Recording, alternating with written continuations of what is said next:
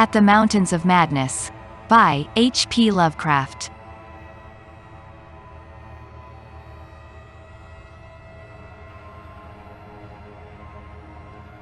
Chapter 12. Danforth and I have recollections of emerging into the great sculptured hemisphere and of threading our back trail through the cyclopean rooms and corridors of the dead city, yet these are purely dream fragments involving no memory of volition, details, or physical exertion. It was as if we floated in a nebulous world or dimension without time, causation, or orientation. The gray half-daylight of the vast circular space sobered us somewhat, but we did not go near those cached sledges or look again at poor Jedney and the dog. They have a strange and titanic mausoleum, and I hope the end of this planet will find them still undisturbed. It was while struggling up the colossal spiral incline that we first felt the terrible fatigue and short breath which our race through the thin plateau air had produced, but not even fear of collapse could make us pause before reaching the normal outer realm of sun and sky. There was something vaguely appropriate about our departure from those buried epochs, for as we wound our panting way up the 60-foot cylinder of primal masonry, we glimpsed beside us a continuous procession of heroic sculptures in the dead race's early and undecayed technique, a farewell from the old ones, written 50 million years ago. Finally scrambling out at the top, we found ourselves on a great mound of tumbled blocks, with the curved walls of higher stonework rising westward, and the brooding peaks of the great mountains showing beyond the more crumbled structures toward the east. The low Antarctic sun of midnight peered redly from the southern horizon through rifts in the jagged ruins, and the terrible age and deadness of the nightmare city seemed all the starker by contrast with such relatively known and accustomed things as the features of the polar landscape. The sky above was a churning and opalescent mass of tenuous ice vapors, and the cold clutched at our vitals. Wearily resting the outfit bags to which we had instinctively clung throughout our desperate flight, we rebuttoned our heavy garments for the stumbling climb down the mound and the walk through the eon-old stone maze to the foothills where our aeroplane waited. Of what had set us fleeing from that darkness of Earth's secret and archaic gulfs we said nothing at all. In less than a quarter of an hour we had found the steep grade to the foothills, the probable ancient terrace, by which we had descended, and could see the dark bulk of our great plain amidst the sparse ruins on the rising slope ahead. Halfway uphill toward our goal we paused for a momentary breathing spell, and turned to look again at the fantastic tangle of incredible stone shapes below us, once more outlined mystically against an unknown west. As we did so we saw that the sky beyond had lost its morning haziness, the restless ice vapors having moved up to the zenith, where their mocking outlines seemed on the point of settling into some bizarre pattern which they feared to make quite definite or conclusive. There now lay revealed on the ultimate white horizon behind the grotesque city a dim, elfin line of pinnacled violet whose needle-pointed heights loomed dreamlike against the beckoning rose color of the western sky. Up toward this shimmering rim sloped the ancient tableland, the depressed course of the bygone river traversing it as an irregular ribbon of shadow. For a second we gasped in admiration of the scene's unearthly cosmic beauty, and then vague horror began to creep into our souls. For this far violet line could be nothing else than the terrible mountains of the Forbidden Land, highest of Earth's peaks and focus of Earth's evil, harborers of nameless horrors and Archean secrets, shunned and prayed to by those who feared to carve their meaning, untrodden by any living thing on Earth, but visited by the sinister lightnings and sending strange beams across the plains in the polar night, beyond doubt the unknown archetype of that dreaded Kadath in the cold waste beyond abhorrent Leng, whereof primal legends hint evasively. If the sculptured maps and pictures in that prehuman city had told truly, these cryptic violet mountains could not be much less than 300 miles away, yet none the less sharply did their dim elfin essence appear above that remote and snowy rim, like the serrated edge of a monstrous alien planet about to rise into unaccustomed heavens. Their height, then, must have been tremendous beyond all comparison, carrying them up into tenuous atmospheric strata peopled only by such gaseous wraiths as rash flyers have barely lived to whisper of after unexplainable falls.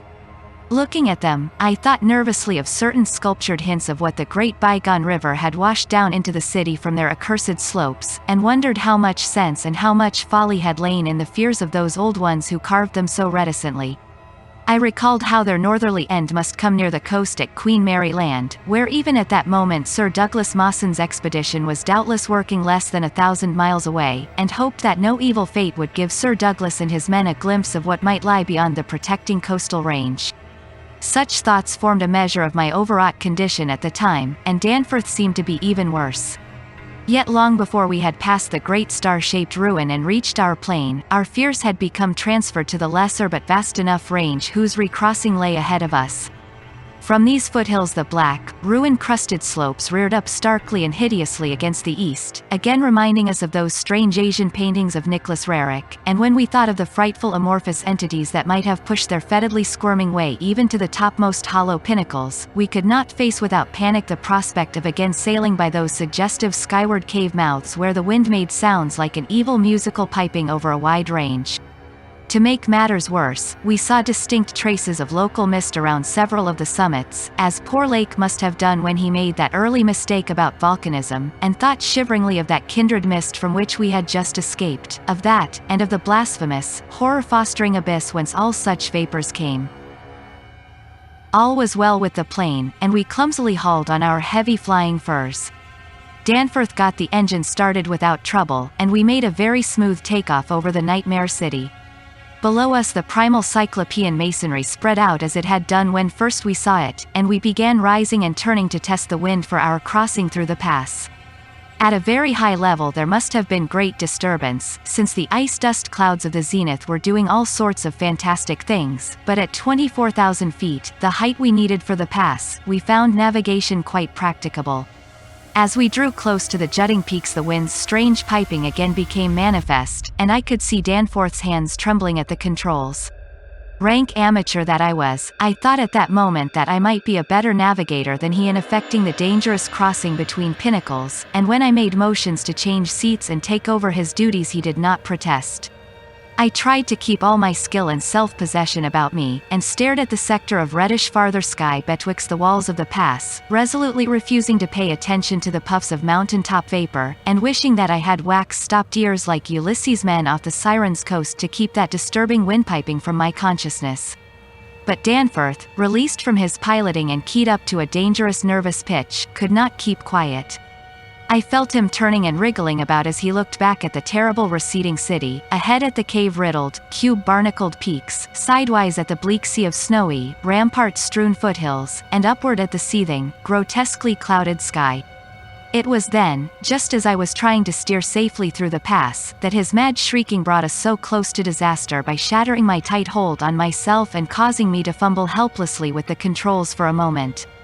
A second afterward my resolution triumphed and we made the crossing safely, yet I am afraid that Danforth will never be the same again.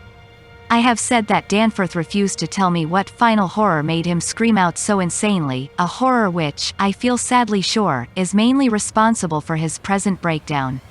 We had snatches of shouted conversation above the wind's piping and the engines buzzing as we reached the safe side of the range and swooped slowly down toward the camp, but that had mostly to do with the pledges of secrecy we had made as we prepared to leave the nightmare city. Certain things, we had agreed, were not for people to know and discuss lightly, and I would not speak of them now but for the need of heading off that Starkweather-Moor expedition, and others, at any cost. It is absolutely necessary, for the peace and safety of mankind, that some of Earth's dark, dead corners and unplumbed depths be let alone, lest sleeping abnormalities wake to resurgent life, and blasphemously surviving nightmares squirm and splash out of their black lairs to newer and wider conquests. All that Danforth has ever hinted is that the final horror was a mirage. It was not, he declares, anything connected with the cubes and caves of those echoing, vaporous, wormily honeycombed mountains of madness which we crossed, but a single fantastic, demoniac glimpse, among the churning zenith clouds, of what lay back of those other violet westward mountains which the old ones had shunned and feared. It is very probable that the thing was a sheer delusion born of the previous stresses we had passed through, and of the actual though unrecognized mirage of the dead transmontane city experienced near Lake's camp the day before, but it was so real to Danforth that he suffers from it still.